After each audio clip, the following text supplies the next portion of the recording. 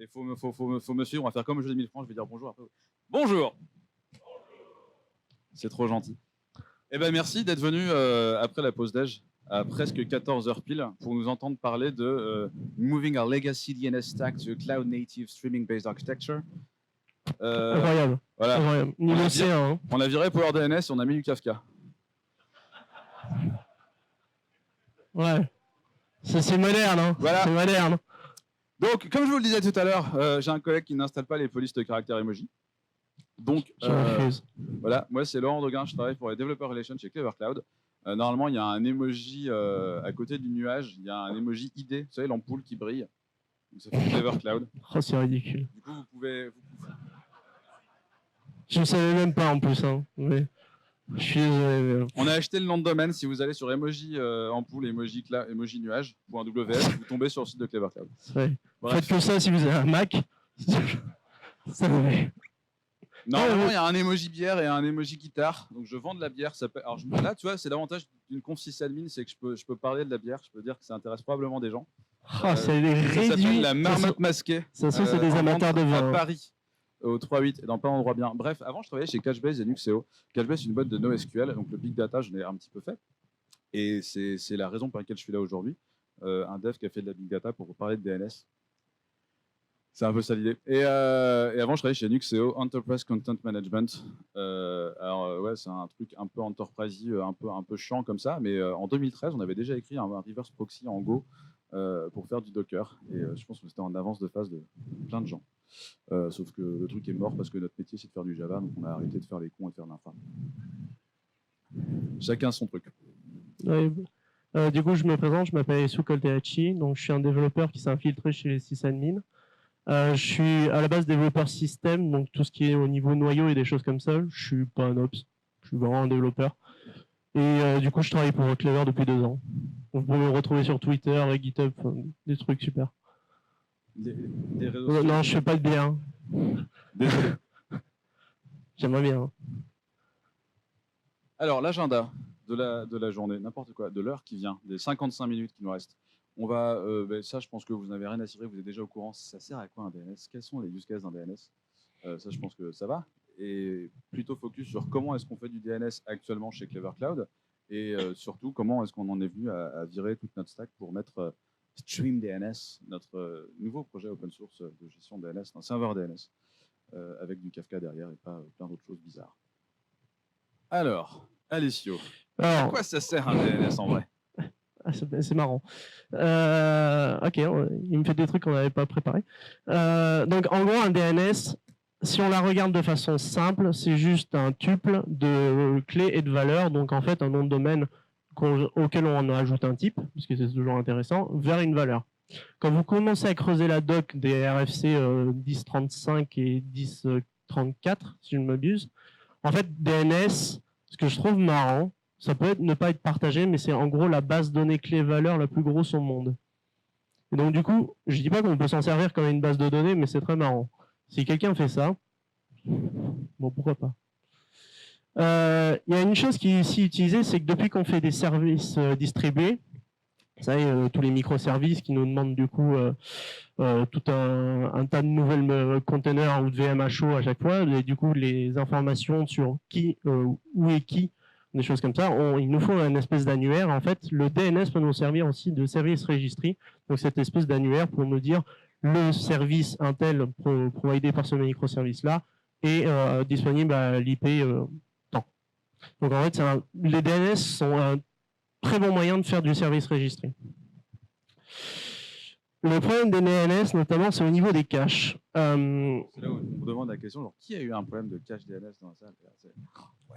Ouais. Et donc on part. Et c'est le moment où tu passes au slide d'après et voilà. Bon. Alors, tu le fais ou Vas-y, non, normalement c'était moi. Ouais, vas-y. Un cache, quand il y en a un, ça va, c'est quand il y en a plusieurs que ça pose des problèmes. Donc notre archi, et vous allez voir après, on avait empilé, il y a les DNS des gens, ensuite il y a le serveur DNS qui va aller taper dans le DNS des gens, puis il a son cache, donc là il y a du power DNS, de l'autre côté, est-ce qu'il faut redonder, on a du bind à côté, et il y a du unbound sur tous les hyperviseurs chez nous. Donc voilà, il y a 1, 2, 3 niveaux de cache. Donc déjà, le cache, c'est un des problèmes les plus compliqués dans l'informatique. Si en plus on empile les couches, ça devient un peu cauchemardesque.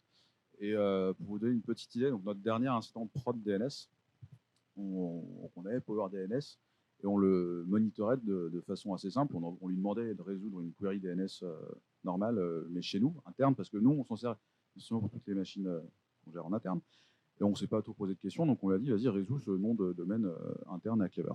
Et le truc, il répond, ouais, c'est bon, je l'ai, il est dans le cache, tout va bien. Et on s'est dit, ça suffit, on ne va pas monitorer autre chose. Pourquoi faire? Le truc répond, c'est que ça marche. Et en fait, on a eu un vrai souci, c'est que le cache répondait et la couche du dessous qui était censée prendre les updates et qui était censée répondre quand le truc n'était pas dans le cache, était décédée. C'était un process zombie. Et ça, on ne l'a pas monitoré. Notre faute. On aurait pu s'en rendre compte avant, ça aurait été bien de s'en rendre compte avant. Sauf que on s'est planté, on ne l'a pas fait. Donc voilà, incident DLS, 3 heures de dinde, vas-y, on va tout redémarrer.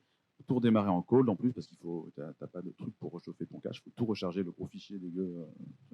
Ça, c'est mon côté dev, je vais dire que c'est un gros fichier dégueu, je suis désolé. C'est un gros fichier texte dégueu, comme les confels d'app, c'est des trucs que je ne comprends pas. Bref, il faut reloader ce truc-là, et c'est long, et c'est pénible. Et voilà, et la dernière fois qu'on a eu ce problème, notre cher CEO, Quentin Adam, quand on lui disait, vas-y, on va mettre du DNS ailleurs, on arrête de le gérer chez nous. Et Quentin a dit, non, on va changer d'archi. Et on va partir sur Stream DNS, tu vas voir, Kafka, c'est génial, on va écrire un serveur DNS. Alors, il fait non, non, non. Et on va écrire un nouveau serveur. Alors, il y a aussi un... Alors, quand je dis on, voilà. C'est moi qui m'y colle. Lire des RFC passionnantes. L'impression de lire Kant.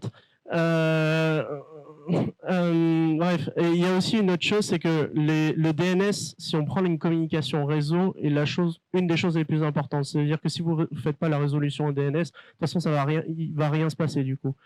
Donc la chose est que nous, on a plusieurs DC du coup, et on a en tout cas de serveurs DNS, et un jour, c'est arrivé qu'ils sont tous tombés.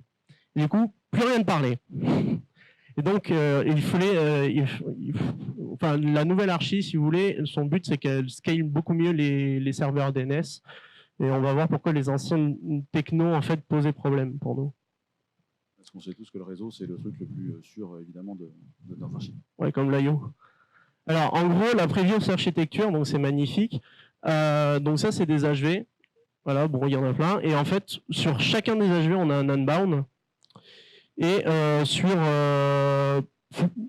gros, pour chaque DC, il y a un bind et un power DNS. Alors, pourquoi on a choisi cette techno, j'en sais rien. C'était pas grand chose d'autre en vrai. Ouais. Alors, du coup, bind, ça a été écrit en 1980. Je crois que c'est un des projets les plus vieux qui existent sur les serveurs DNS. C'est du C, c'est passionnant. Il vous permet de faire un authority server, faire de la récursion au niveau des requêtes. PowerDNS fait exactement la même chose, mais un peu plus moderne, mais ça reste du C. Du coup, si vous voulez modifier des choses dans le code, c'est compliqué, soyons clairs. Et ensuite, il fait du DNSDIT, et ça, je ne sais plus ce que c'est.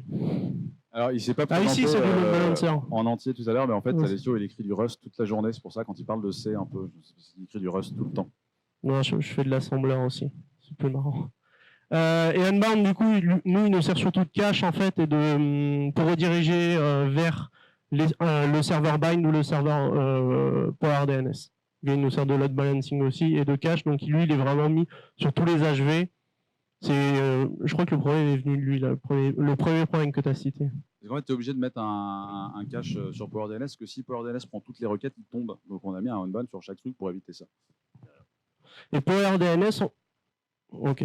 PowerDNS, alors je ne sais plus pour ban, mais PowerDNS, pour sa configuration, ou même où sont stockés les records et des choses comme ça, c'est un Postgres. Et du coup, Postgres, le seul moyen de le faire scaler, c'est avec du master slave. Et comment on appelle ça, la propagation DNS, du coup, est rendue plus lente qu'une solution à base de Kafka. Parce que du coup, il faut aller choper le master et ensuite enregistrer sur tous les slaves. Ça met plus de temps pour la propagation. La géoréplication entre les data centers, donc entre les zones géographiques, une au Canada et une en France, un peu relou. Là où, effectivement, Kafka ou d'autres systèmes de big data comme ça sont faits pour ça. Donc en termes opérationnels, finalement, c'est plus simple pour nous. Voilà.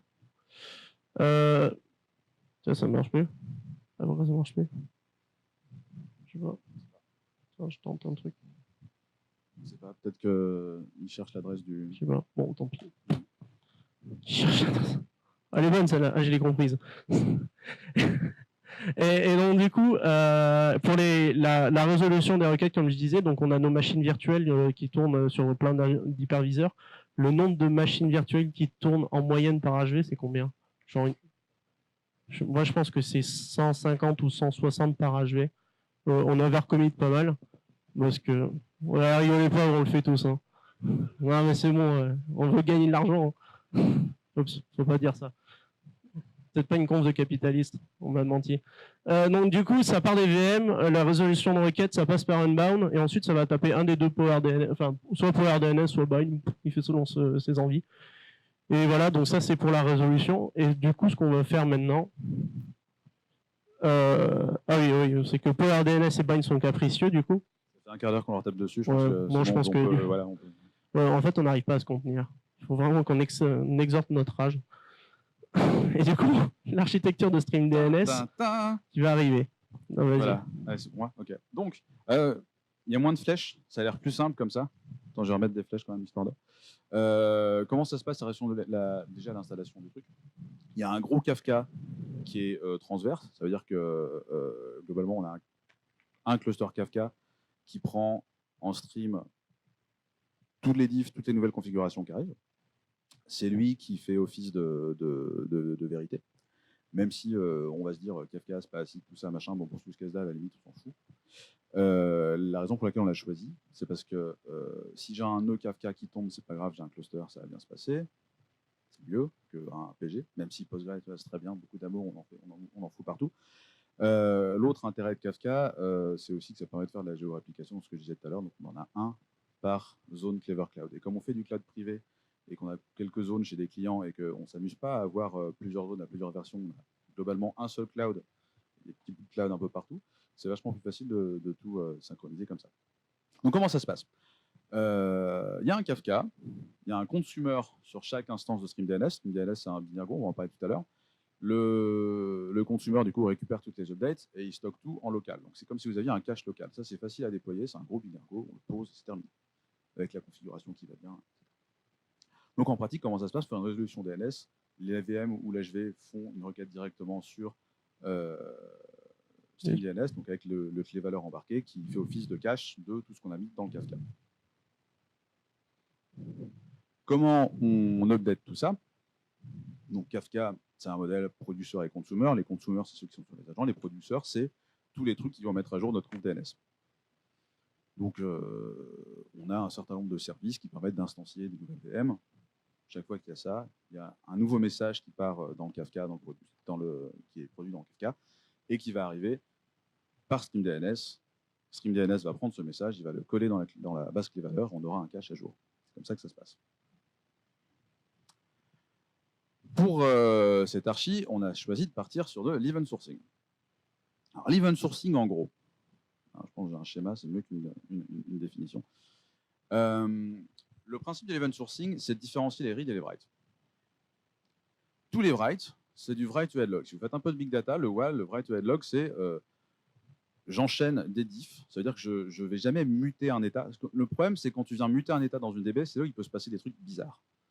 C'est là où tu peux avoir deux requêtes qui arrivent en même temps et c'est là où tu peux perdre des propriétés acides qu'on nous a tous appris et que c'est le truc magique que tout le monde utilise, alors qu'en fait non, pas tout le temps.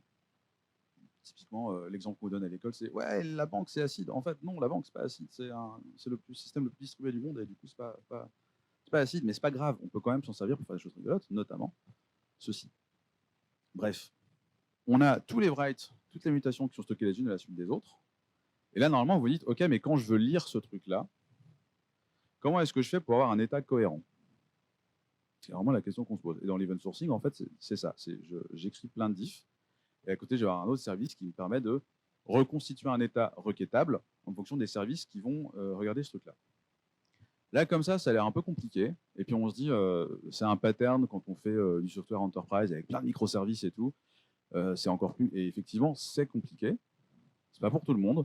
Sauf que nous, on a un use case hyper simple qui est de stocker des diffs de config DNS en sachant que globalement tout ça peut finir dans un store clé-valeur et que la clé, c'est la clé du record dont tu parlais tout à l'heure, c'est le nom de domaine et le type de domaine, c'est ça? Oui, c'est ça. Et la valeur ensuite, c'est l'IP, le TTL, etc. etc. En gros, c'est un gros key value store. Tu peux stocker des clés dans Kafka. Enfin, des clés valeurs. Ah, voilà. Donc ça, c'était pour l'approche méta. L'approche moins méta en pratique de comment ça marche. On a donc les producteurs, c'est-à-dire les services qui instancient des VM, des applications, etc., qui vont produire un message dans le topic Kafka, qui est donc notre event store. Donc on va pouvoir enchaîner des diffs de config. En pratique, j'ai des diffs de config qui ont une clé, donc encore une fois, en fait, ça fait que écraser la config d'avant. C'est là où c'est intéressant de le faire avec un DNS, c'est parce que tu n'as pas de mutation à gérer. À chaque fois, tu réécris quelque chose, tu n'as pas de problème de lock, et puis tu n'as pas de problème de reconstitution du modèle pour la lecture, parce que à chaque fois, tu écrases, en fait. Ce qui est assez simple. Donc voilà, on colle tout dans un topic. Nous, en pratique, ensuite, on colle tout dans BoltDB, qui est la base de données clé valeur qu'on a embarquée, mais ça, Alessio en parlera après. Alors, quels sont les avantages de partir sur une architecture à base d'event sourcing par rapport au bon vieux PG des familles? Déjà, il y a un truc qui est très intéressant, c'est comme on stocke toutes les mutations, on peut recommencer, on peut reconstruire tout de zéro. De zéro ou du temps X, là où vous avez, enfin, ça dépend de votre rétention de données, mais globalement, vous pouvez tout rejouer. Pour du DNS, c'est intéressant. Ça, c'est plus un point avec le premier et le dernier point, pour traquer les changements, vous pouvez faire de l'audit super facilement. Parce que comme vous savez un peu qui a fait telle modification, que vous avez toute la succession des modifications, vous pouvez auditer quelle est l'entrée DNS qui, par exemple, aurait foutu la zonze ou aurait posé problème. On peut faire une requête. Alors, quand il dit temporal query, c'est je peux reconstruire l'état de toutes mes modifications à un instant T. Donc, je peux très bien faire une requête DNS dans le passé pour raison X ou Y de debug ou d'audit ou de tracking, etc. Vous avez un problème, vous regardez comment ça répondait il y a un mois. Vous pouvez très bien le faire comme ça. Et vous pouvez effectivement rejouer oui. tout ça. Bon, ça, c'est plus pour l'event sourcing. Après, il y a un truc aussi qui était intéressant, c'est c'est si vous voulez patcher rapidement, donc c'est-à-dire que il y a déjà une suite d'events et en fait vous avez rendu compte qu'à un moment dans le passé il y a eu une chose qui était fausse. En fait, il suffit juste de créer rapidement un nouvel event et ça qui vient écraser en fait les modifications d'avant. Donc c'est super facile en fait de faire une espèce de patch à chaud comme ça pour résoudre un problème sur la prod. C'est vraiment intéressant pour ce cas-là, l'event sourcing. Donc ça, c'est pas lié à Kafka, ça pourrait être n'importe quelle solution d'event sourcing. Nous, on a prévu d'utiliser Pulsar beaucoup, on en parlera après. Alors pourquoi Kafka? Encore une fois, on a une boîte de dev. Moi, quand je vois ça, ça me fout les jetons. Et tabulation. Non, mais c'est super lisible. Ça parse mal et tout. Enfin, moi, j'aime non, pas mais ça, c'est super lisible. Regarde-moi ça, c'est magnifique. Moi, ça. Ouais. En vrai, ah, si. Là, ça soit. Hop là, non, voilà. Tu vas trop vite. Ouais, j'ai été trop vite, mais voilà, moi, c'est juste pour dire que moi, je préférais ce format à celui-là. Oui, du JSON. Deux avantages intéressants de Kafka en termes d'implément. Toutes les modifs qu'on envoie, en fait, on a deux topics Kafka, je n'en ai pas parlé. Il y en a un qui est compacté, il y en a un qui est compressé. C'est quoi la différence? Une question. Le topic compressé, c'est le topic où on envoie tout. Et on garde tout. C'est le topic où on fait l'audit, c'est le topic qu'on utilise pour faire la réplication géo. C'est celui qui nous permettrait de faire de l'audit. Et si on met tout, il est compressé, donc la compression, c'est pas compliqué, c'est un gros gzip. Et du coup, quand tu dois créer un miroir, globalement, quand on installe une nouvelle zone, ça va super vite. Le truc qui tue et qui est vraiment cool avec Kafka, pour faire de l'event sourcing, c'est qu'il y a la key compaction. Alors, comment ça marche? Chaque fois qu'on met un message dans Kafka, je vous en ai parlé tout à l'heure, il y a une clé. Et la compaction, en gros, si vous mettez plusieurs events avec la même clé, sans compaction, quand vous recréez une vue, vous allez requêter toutes les instances clés valeurs, donc tous les événements qui ont été faits. La compaction, ça vous permet à partir d'un certain temps, de merger tous les events qui ont été enregistrés avant et de commencer qu'au dernier. Donc, c'est plus rapide, c'est plus léger, et quand moi je dois venir peupler mon agent StreamDNS, ça va beaucoup plus vite que lui envoyer la totalité des événements que j'ai jamais enregistrés. Donc la compaction, c'est un système automatique qui vous permet globalement de faire le ménage. C'est un terme qui est utilisé sur toutes les bases de données qui font du write-to-log, c'est-à-dire qui écrivent petit à petit, au fur et à mesure, les modifications. À un moment donné, il faut s'arrêter, puis il faut faire. En gros, c'est de la défragmentation. Voilà, pour faire simple, si vous vous rappelez le machin avec les petits carrés qui faisaient de la défrag et qui bougeaient, c'est pareil. Littéralement la même chose. Et c'est automatisé avec les clés, donc avec les registres DNS, dans Kafka. Donc ça, c'est très très cool. Quelle tronche ça a Voilà. Je vous disais tout à l'heure, il y a une clé. Bon, bah, c'est le nom de domaine et le type. Et ensuite, la valeur, c'est sur quoi ça map, quel est le type du record, est-ce que vous mettez une priorité, est-ce que vous mettez une TTL, est-ce que vous mettez un contenu, parce qu'effectivement, il y a des records texte, donc vous pouvez mettre un contenu différent, vous pouvez mettre plein de choses. Donc on a tout JSONifié. L'avantage aussi de ce format, c'est que du coup, c'est plus facile à loguer avec les outils modernes, mais ça, on en parlera un peu après. Ce sera l'occasion de placer le hashtag observabilité pour continuer d'en faire dans le clickbait. Et tout ça, c'est toi qui l'as fait avec... ouais, alors on m'a imposé... Pardon. Donc là, c'est le moment où je dois me prendre pour un... C'est quoi déjà ceux qui sont dans le tribunal et qui défendent l'indéfendable? Alors, du coup, on utilise Golang pour faire ça. C'est un langage fait par Google qui est génial. Vous sentez la pointe d'ironie. Donc, cette librairie-là est pas mal. Elle est faite par Cloudflare. C'est la librairie DNS. Elle me permet en gros de parser les requêtes et d'écrire sur la socket directement. Ils s'en occupent, c'est bien.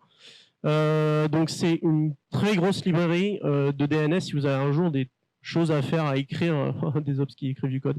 Oui, bon, ça, c'est du go, on devrait y arriver. Lui jeter des trucs. J'en ai rien à faire. Et donc, du coup, c'est une très bonne librairie qui supporte toutes les RFC globalement. Elle est assez costaud, elle est utilisée dans plein de projets, donc c'est pour ça qu'on est des moutons, on a suivi. En fait, moi, je veux pas jeter la pierre, mais c'est vrai que du coup, quand j'ai lu ton code, j'ai compris ce que Go, c'est pas le Scala bizarre que mes collègues écrivent parce qu'il faut des fonctionnels partout. L'avantage, c'est que même moi, j'arrive à comprendre le code que tu as écrit, parce que c'était Go. Ok. C'est une feature en fait, c'est bien, je suis pas méchant, c'est une feature du truc. Enfin, j'aurais pu faire Bash, c'était pareil. Donc Go, donc là, il faut vraiment défendre ce truc. Comment je déteste ce truc. Non, quand vous aimez les langages, c'est dur. Alors, les bonnes choses qu'il peut avoir, du coup, c'est qu'il va vous produire un binaire complètement statique, pas de librairie SO qui se trimballe partout. Donc à packager, c'est super simple. Et à builder, c'est juste vous rentrez dans le directory. Enfin, si vous voulez builder par les sources, vous rentrez, vous faites go build et puis basta. Ouais. C'est pas mal, hein. Enfin, moi j'aime bien. Et après, pour qu'il soit performant, il fallait le rendre concurrentiel à fond. Du coup, ça c'est assez facile avec Go parce que c'est un langage fait pour ça. Donc, il vous permet de faire les Go routines basées sur la logique d'OR et c'est très bien, c'est très puissant pour ça. Donc, Go était pas un mauvais choix. Allez, c'est bon, là, je commence à en avoir marre. Bon, Bolt, du coup, Bolt, c'est notre espèce de base clé-valeur, donc c'est un B-tree en RAM, okay, donc on a une espèce de base de données inclue dedans en RAM, et qui va en plus persister sur le disque. Ce qui fait que ça c'est pas mal pour réduire aussi au moment où vous crachez. Enfin, le service crash, du coup, et ce qui va se passer, c'est que comme il avait déjà cette base de données qu'il a un peu persisté, comme on vous avait dit, c'est de l'event sourcing, donc il faut qu'il se reconnecte au Kafka et qu'il retélécharge tout l'état. Okay, sauf qu'il a, grâce à Bolt, en fait, on persiste aussi sur le disque, un petit peu, et donc du coup, il va se démarrer, utiliser Bolt pour choper l'état juste avant son crash, en fait, pouvoir continuer à répondre le temps qu'il se connecte à Kafka, il rejoue tout l'état.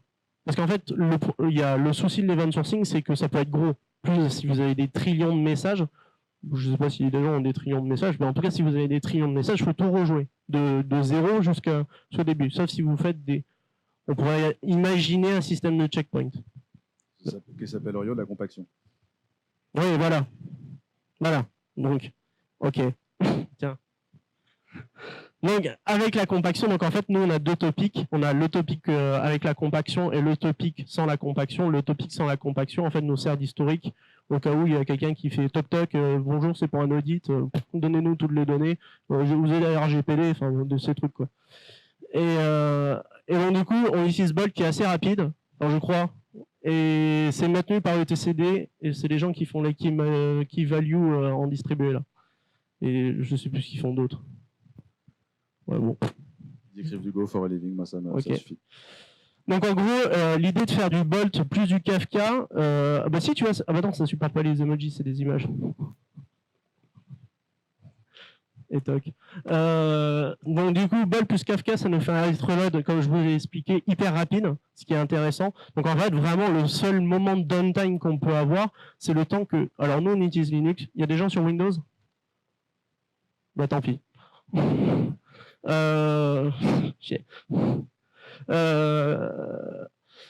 le temps que le système D en fait restart le service, mais vraiment. C'est-à-dire que juste si ça répond pas au DNS, c'est à cause du système D, c'est plus de notre faute.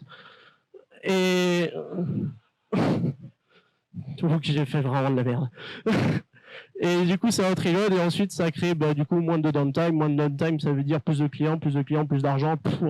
Génial. Ça veut surtout dire moins de on-call la nuit, moins de téléphones qui sonnent. Ouais, voilà. Ah oui, c'est vrai que vous êtes des hommes. T'es pas d'astreinte, toi. Voilà, vous avez vos téléphones d'astreinte, moi j'ai pas ça. Et ouais, si des fois je crée des fork bombs, ça vous réveille, c'est drôle. Du coup, les string DNS features, donc c'est vraiment un projet en bêta et en fait on vient vous en parler de façon rigolote, vous avez un peu imposé, mais c'est comme ça on peut échanger, vous nous donnez vos idées. Si vous pouvez dire que c'est nul, hein. Moi j'accepte tout, hein. Même le flow de N, je m'en fiche. Parce que j'ai du répondant. Et du coup, alors il peut agir aussi en primary server, donc c'est-à-dire qu'il est différent d'un primary server classique, c'est-à-dire qu'un primary server normalement ne gère qu'une zone selon l'aspect. Et comme c'est censé gérer les services, toutes les zones en interne, en fait, du coup, il peut gérer plusieurs zones, types de zones. Donc ça peut être le route pour plusieurs zones. Je ne sais pas si j'ai été clair, mais tant pis.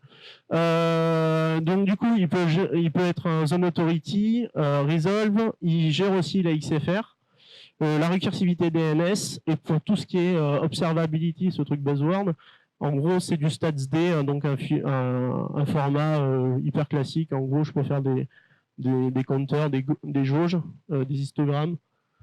Tu peux faire plein de choses, surtout tu peux parler à Telegraph et du coup tu peux aller en code partout après, donc tu peux aller mettre ça dans Warten, dans Prometheus, dans ce que tu disais. Nous on utilise Warten parce qu'on a besoin de scaler un petit peu, donc Prometheus, Influx c'est mort, et du coup on a parti sur Warten. Vous avez déjà entendu parler de Warten? Hadoop. Il y a les mecs d'OVH qui répondent parce qu'effectivement le stack de métriques de Clever et d'OVH utilise Warten. Ah, voilà. Quand on est des gens sérieux et qu'on fait du multitenant, on est obligé d'utiliser ce truc-là parce que toutes les autres solutions du marché ne scalent pas. À part peut-être OpenTSDB, il faut être gentil avec lui. Voilà, vu notre prestation, le sérieux, je ne sais plus où trop où il est, hein, mais il doit être par là, tu vois. Non mais bref, on fait des belles métriques. Et derrière, vous pourrez faire des jolis graphonas, faire oh, c'est magnifique, hein. On dirait un Rembrandt. Qu'est-ce qu'il m'a fait? C'est un problème de DNS. Ouais. C'est le moment de faire la démo. Non, vas-y, c'est le moment de passer sur la démo avec tes terminals. Quoi? C'est à tout en local. C'est bon, je l'ai. Apparemment, il y a un nouveau réseau. Mais non, mais en fait, il y a deux trucs. Mais regarde-moi ça. Qui a fait ça? Je sais pas, c'est ta machine. Ouais, je fous. Ok. Bon, là, vous avez vu la fin, donc c'est pas drôle. Je suis où, là? On était vers où? Bon, vers là, non? Non. Bon, attends. Déjà, je fais F5. C'est ça, c'est F5? Non. Ah ouais, mais c'est ça, en fait. Putain! Peut-être prendre le nouveau réseau. Attends. Oh!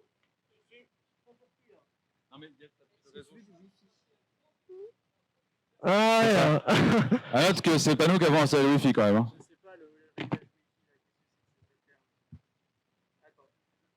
Bon, en vrai, ça fait un moment qu'on vous parle de trucs chelous. Est-ce que vous avez des questions pendant qu'il débug son DNS parce que... Ou son Wi-Fi? Pas de questions? Ouais. De lag avec PostgreSQL. Ah, la propagation? En fait, si tu veux, il y a la différence entre juste, tu prends le fait que tu sois en master slave avec PG, il faut d'abord faire l'insert sur le master, ensuite qu'ils mettent à jour sur tous les slaves, tous les slaves app comme quoi ça c'était bon. Là, l'idée, c'est qu'on fait juste un push en fait sur le Kafka et puis c'est tout, quoi. En fait, dans l'absolu, c'est pas que c'est lent, Et ça fonctionne. Ouais, non, mais ça fonctionne. C'est juste la propagation DNS, du coup, le temps que les records soient là et que tous les nœuds soient au courant, en fait, ça met plus de temps. En fait, nous, tout ce qui nous permet de booter la VM plus vite, on prend. En gros, là maintenant, nos VM, je crois qu'elles bootent en 4 secondes ou 5 secondes. Et donc, tout ce qu'on peut rogner, enfin gratter, j'en sais rien. Fondamentalement, la perf n'était pas la raison principale. Fondamentalement, la raison pour laquelle on a shifté sur cette architecture-là, c'est une raison opérationnelle. Parce que Kafka, pour nous, et après, c'est nous que ça regarde, parce qu'on a l'habitude de faire du Kafka et du Zookeeper, est plus facile à gérer sur du répliqué, sur du massivement distribué, que de gérer des clusters de PG. Même si, encore une fois, les clusters de PG, on en est ravis. La PI principale de Clever repose là-dessus. Il se trouve que c'est un des bonus qu'on a en utilisant une architecture comme ça, mais la raison primaire, c'est vraiment une facilité opérationnelle. Du coup, le projet en open source, il est disponible sur notre GitHub. Vous pouvez créer des issues si vous rencontrez des problèmes, évitez de me taguer. Au niveau de l'observabilité, donc là je te laisse le micro et tu fais un pitch vendor, là, un truc puissant quoi. Observable. Ok, viens, je te passe. Ok, je pensais que c'était parti, c'est pas grave. La Attends, plupart de ce que je vous ai montré tout à l'heure, donc la tronche du record, c'est du JSON. Il se trouve que la tronche de tout ce qu'on log est aussi en JSON et que StatsD du coup, se prête bien à balader et à bouger du JSON. Et la raison pour laquelle on a fait ça, c'est pour pallier au problème que j'expliquais tout à l'heure avec PowerDNS. C'est un truc qu'on n'arrivait pas à monitorer correctement. Alors, c'est peut-être notre faute aussi. Hein. Je ne dis pas que... là, c'est nous qui choisissons les métriques, c'est nous qui choisissons un peu... Non, faut que tu te mettes en miroir. C'est nous qui choisissons exactement les métriques qu'on log, donc on peut avoir la main sur ce qu'on voit pour ne pas se retrouver dans le cas de PowerDNS où du coup on pensait que ça marchait, mais en fait non. Et voilà. Tu as parlé du structuré de login. Moi je m'étais mis en miroir pour faire la démo. Il y aura une démo. Vas-y. Structuré de logging, du coup, c'est juste qu'on ne fait pas des logs forcément que textuels, on fait des logs aussi sous format JSON. Donc il y a une prochaine version qui va porter vraiment un gros travail dessus. Et donc du coup, ça va être pas mal en fait pour tous les services comme Logstash et des choses comme ça qui attendent du JSON et d'autres outils. Donc c'est plus facile pour parser des logs en JSON si vous écrivez des outils. Enfin pardon. Après, les métriques du coup sont en format StatsD, donc un format hyper léger. Et derrière, ça nous permet de pousser dans ce début de Grafana que j'ai fait. Oh, c'est magnifique. Et donc, en gros, vous pourrez créer votre propre Grafana, nous en fournir un. Mais après, je ne sais pas s'il existe d'autres services autres que Grafana qui sont utilisés. Enfin, en tout cas, voilà. Au niveau de la démo, c'est là où on rigole. On ouais. Tu me tiens le micro. Voilà. Donc du coup, j'ai fait la partie chiante qui est de booter un Zookeeper et un Kafka de façon YOLO quoi. Juste en local. Ouais. Attends. Parce que du coup, est-ce que j'ai le truc encore de liste là? Mais non, vous avez des yeux. Comment ça? 14. Merde. Comme ça va. Ah oui, d'accord. Ah oui, ça va être relou, ça. Ouais, ok. Ça va, vous arrivez à voir où je monte? Ok, nickel. Ok. Du coup, le seul topic qui a été créé, ouais, ça s'appelle Records. Ah, vous ne le voyez pas. C'est dommage ça. Donc, non, qu'est-ce que je voulais faire? Donc ça, le Zookeeper et le Kafka ont été lancés. Ce que je vais faire du coup, c'est vous montrer comment... Donc la configuration se fait par variable d'environnement. Voilà. Il faut que je vous dise, c'est bien quoi. Enfin, en fait, dans systemd, il y a un truc qui vous permet de mettre des valeurs au niveau des variables d'environnement. Donc ça, je sais plus trop où je l'ai foutu. Data, string DNS service. Voilà, par exemple, environnement file en fait. Donc vous dites à systemd où sera votre fichier de variable d'environnement et puis il sera tout fait. Vous faites votre package tout joli, vous le poussez, waouh, vraiment puissant quoi. Du coup, pour faire le build, donc juste ça, voilà, oh, c'est puissant. En fait, il était déjà build. Ouais, il y avait déjà les Go-Get, donc il y a tout un tas de modules à télécharger parce que j'utilise les librairies. Et donc, du coup, pour le lancer, il faut juste faire ça. C'est intéressant de build Go. Quand le DNS de GitHub est tombé, tu peux rien builder en Go. Voilà. Donc, il se lance hyper simplement. Le but, c'est vraiment que la configuration elle soit rendue le plus simple et lancer le binaire se soit rendu simple. Je déteste les binaires qui sont compliqués à lancer, ça m'énerve. Bref. Non, mais c'est vrai, quand le truc, il faut faire 3000 machins, là, il y a des PDF de 60 pages, c'est insupportable. Ouais, comment ça, on voit rien. Ah, vite. Bah, vous avez vu l'autre, là? Oui, ça vous l'avez vu. Donc là, en fait, tout ce que je... Ouch! Calme-toi. Attendez, je recommence. Voilà. Donc là, j'ai fait un mini binaire juste... Oh, mais qu'est-ce que je fais qui va me permettre juste de faire un produce example A, machin. Voilà, très puissant. Là, tu es en train de rajouter une entrée. Voilà, c'est ça. Donc, waouh. Voilà, donc lui, il l'a récupéré. Donc dans Kafka, vous pouvez voir le log. Ben, en fait, c'est compliqué à voir les logs de Kafka. Oh, c'était facile celle-là. Oh là là. Et en fait, vous voyez qu'aussi, il y a un service de métrique. Donc à chaque fois, il flash, il fait de l'agrégation déjà tout seul. Alors ça, je peux donner la raison. Comme c'est filmé, mon boss va le voir, il va me tuer. En fait, je ne comprends rien à Warten. On m'a dit, il faut faire l'agrégation dans Warten. J'ai vu comment ça marchait. J'ai fait, non, je vais le faire moi-même. La notation polonaise inversée, ça fait peur aux gens. Ouais, mais pas ça. Enfin, il y avait plein de trucs, je comprenais rien. En vrai, je pourrais le déporter, hein, mais c'est comme ça Warten. Hein. En fait, il y a un produit, il y a un système StatsD et il y a une classe Warten avec marqué tout doux dedans. Donc les 3 gens d'OVH là au milieu, si vous êtes chaud. Voilà. Donc là, en fait, il log aussi sur stdout les métriques. Ça me sert en fait pour ça sert plus pour le développement, mais après, bon, si vous avez la flemme de les stocker, bah, ils vont juste dans les logs. Vous voyez qu'en fait, la métrique, par exemple, nombre de records ou des choses comme ça, 1, et celle-là, elle est gardée dans l'agrégat et elle est flushée toutes les n secondes, enfin, je sais plus. Donc en fait, ce qu'on peut faire après, c'est juste faire un dig sur example A internal. Et voilà, waouh, c'est trop bien, c'est puissant, merci. Voilà. Et donc en gros, pour faire de l'event sourcing, vous arrivez, vous juste changez ça. Ok, donc imaginons, vous avez toujours la même clé, vous changez, vous faites 1, 2, 3.5. Voilà. Donc là, vous êtes censé avoir un joli message. Que, là, je pense à vous, les ops. Donc vous voyez after, before. Enfin, je pense vraiment à vous. Hein. J'en ai rien à faire. Et voilà, 1, 2, 3, 1, 2, 3, 5, blablabla. Voilà. Donc on va s'arrêter parce que sur cette démo, parce que le dieu des démos est capricieux. Et puis ça marche. Et puis ça marche. Donc... J'en ai marre de tenir ton micro. Voilà. Merci.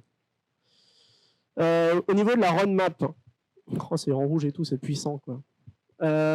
Donc les upcoming features qui vont arriver, du coup on travaille sur le DNSSEC, donc le DNS sécurisé, pour avoir en fait que vos deux DNS, enfin si plusieurs nœuds puissent parler entre eux de façon sécurisée, ou même si qu'un client veut faire une connexion sécurisée. Nous pour l'instant on n'a pas forcément besoin parce qu'on utilise WireGuard, et donc en fait on fait un tunnel IPsec entre... Là vous sentez que je ne sais plus trop de quoi je parle parce que c'est un truc d'ops. Et je crois que c'est ça, c'est un tunnel. Non, c'est pas un tunnel IPsec, si. Je sais pas. WireGuard le tunnel. Ouais, c'est WireGuard, mais c'est un VPN ou je sais pas la différence. En fait. Bref, on fait du réseau privé avec WireGuard, c'est pas grave. Voilà, toutes les communications sont encryptées. Foutez-vous, ouais. Bon, en tout cas, WireGuard, ça c'est super, ça par contre. C'est chiffré. Voilà, l'important c'est que ce soit chiffré entre les deux et c'est tout. Et donc du coup, on n'a pas forcément besoin de DNSSEC tout de suite, mais on va le rajouter pour vous parce qu'on vous aime. Et après, on veut faire du DNS over HTTPS. Pourquoi? Ça, j'en sais rien. Je sais même pas pourquoi ça existe, ce truc. Enfin... Probablement pour les gens qu'on n'aime pas, d'ailleurs. Non, si, c'est peut-être pour les gens qui bloquent le port 53. Bon, bref. Les DNS cookies, ça peut servir à traquer les gens. Bonjour, Crétéo.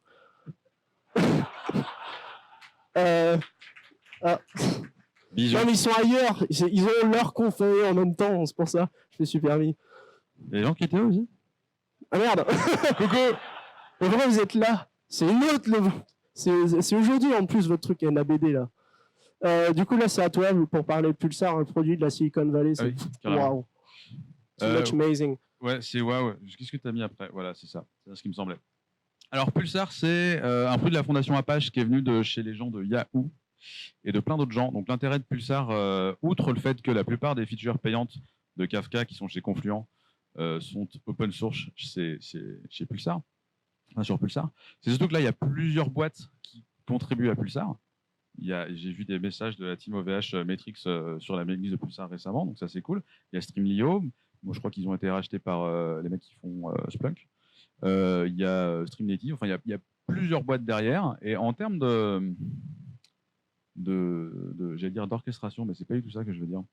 De gouvernance, merci. Compliqué.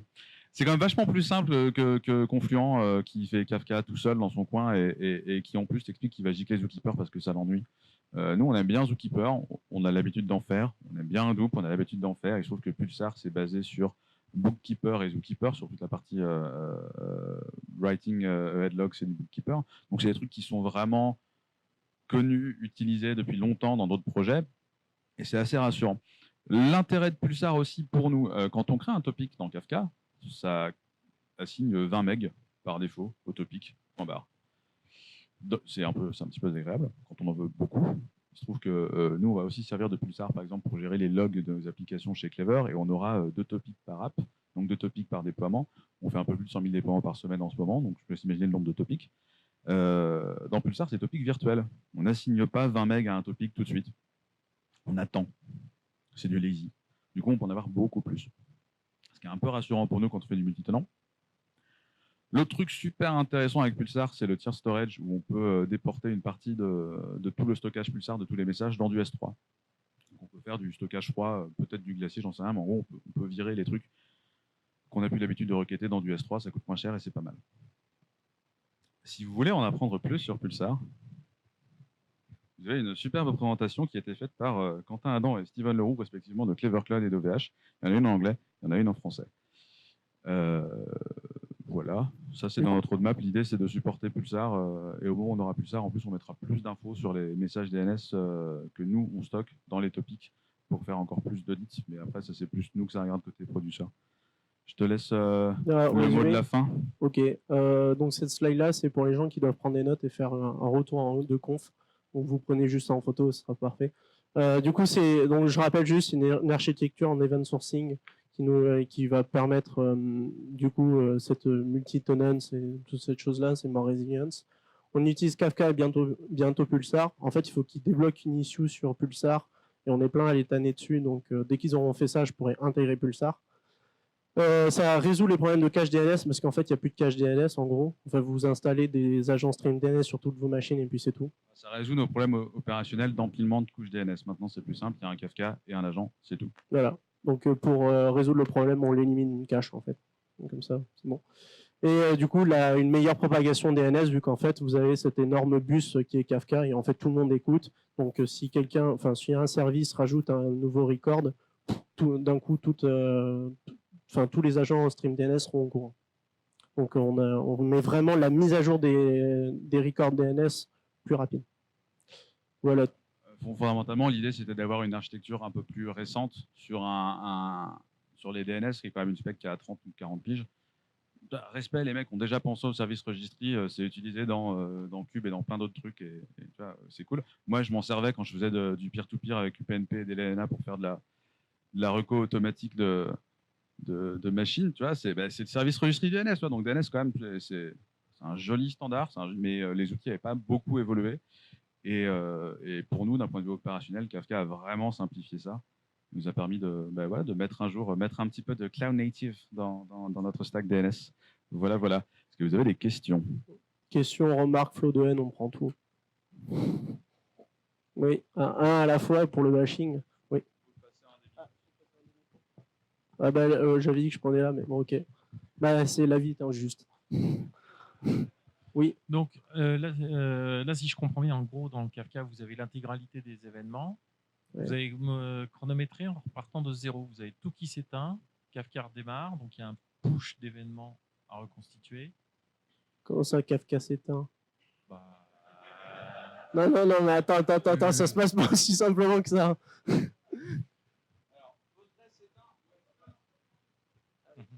C'est vrai que c'est enregistré. Alors Postgres éteint, soit le but d'utiliser Kafka, on n'a pas qu'une instance Kafka, on en a beaucoup. On a beaucoup de zookeepers. Le but du jeu, c'est de faire en sorte qu'ils ne s'éteignent pas.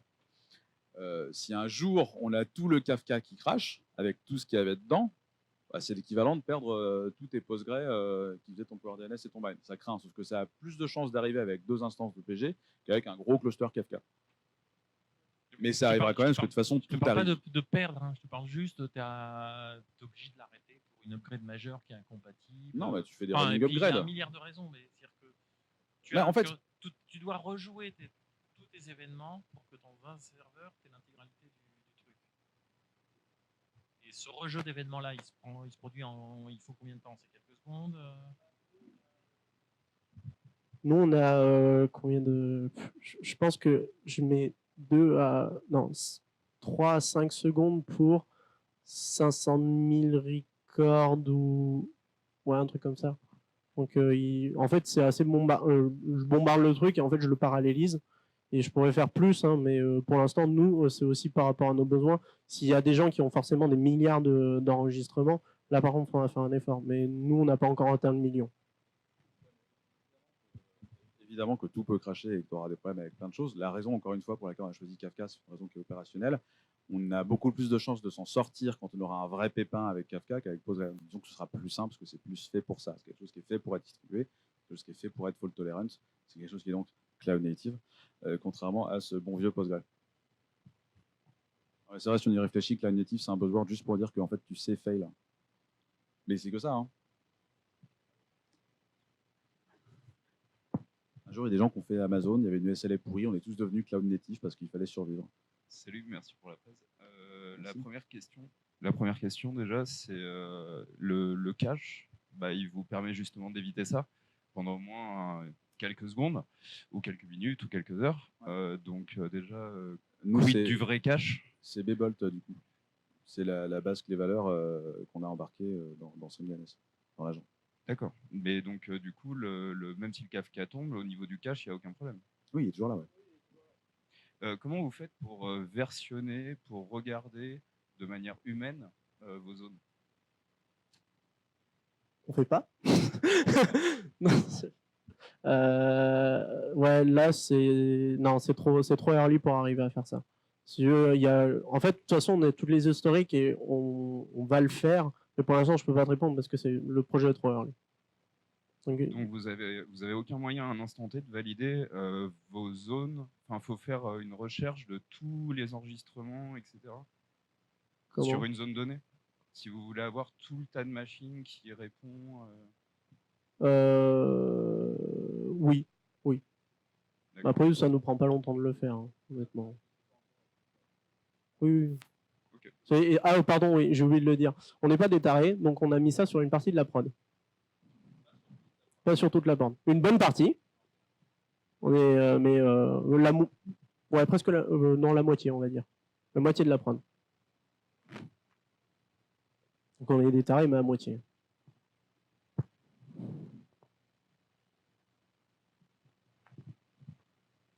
Ouais, tu rajoutes des A, mais tu n'en rajoutes qu'un à la fois là dans ton producteur. Non, tu sais que tu as le droit d'en avoir plusieurs en fait. Oui, non, mais en fait, tu peux faire un arrêt en fait. Si tu veux. Là j'ai mis juste un A. Enfin, avec le producteur, c'est un petit tool que moi j'ai écrit pour quand tu développes ou tu testes si tu veux. Mais sinon, tu attends un arrêt de record en fait.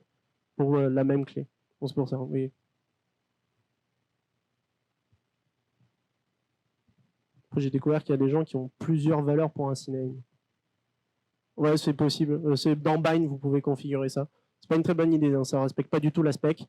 Et après, il fait un round robin dessus. Enfin, bon. Petite question, vous gérez IPv6 Tu veux dire les records à... Ouais. Je sais pas combien on est. Ouais, on le gère. Ouais. Oui, enfin, la lib en fait te permet facilement de le faire ça. Ok. libcloudflare. Et lorsque vous bootez un nouvel hyperviseur avec donc, Stream qui va démarrer en mode j'ai pas eu j'ai pas la donnée. Voilà. Alors soit tu peux préchauffer la donnée, c'est-à-dire que tu préchauffes Bbolt, si tu as déjà des records dont tu es sûr et qui ne bougeront jamais, qui ont un TTL hyper long, tu peux en fait déjà préchauffer Bbolt et en fait lui il va se lancer avec Bbolt déjà là et ensuite il va bien sûr récupérer le manquant sur Kafka. Okay, et même écraser ce qu'il avait déjà à cause des records précédents. Mais oui, en fait, on est dépendant en fait, du consumer de Kafka et combien de temps Kafka met de temps pour nous envoyer toute la liste de records. Après, Kafka est assez optimisé. Hein. C'est bien écrit. Et lorsque vous avez deux services avec le même nom, comment ça se passe? Deux services avec le même nom? J'ai un service qui va tourner sur le data center 1, un service qui va tourner sur le data center B. Manque de bol, il y a un split brain. Les deux vont avoir un nom exactement le même. Et ça se passe comment sur la mise à jour du DNS? Je sais même pas si je peux arriver à le produire, ça, du coup. Parce que ça voudrait dire... En fait, tu as un split brain si vraiment Kafka est tombé, quoi. Tu peux... Non, sur... un split brain Kafka? Ah bah là, c'est de la faute de Kafka, c'est plus de ma faute. Non, sur la partie Zookeeper. Non, mais enfin, je peux pas résoudre les problèmes de Kafka. Ton problème, c'est que tu vas mettre à jour ton DNS à chaque fois, d'un côté comme de l'autre. Donc, comment, vu que... C'est le même, hein. C'est pour ça, pour moi, le seul moyen que tu as un split brain, c'est vraiment que Kafka se casse la gueule, quoi. Mais là, je pense que les DNS sera aussi pas que ton souci, quoi. Il y aura d'autres trucs. Parce que nous, on fait une architecture en event sourcing pour plein de choses. En fait, tout ce qui se passe sur la prod devient un event et est storé dans Kafka. Et du coup, on s'en sert aussi pour auditer les choses. C'est bon? Ah. Donc là, sur tous tes hyperviseurs, tu as tous tes records DNS de ta boîte, c'est ça? Compacté et compressé, ouais. Et chiffré. Quelques mégas. Okay. Non, Beeble fait un assez bon travail là-dessus. C'est écrit en Go. Il fallait bien finir. Hein. Merci beaucoup.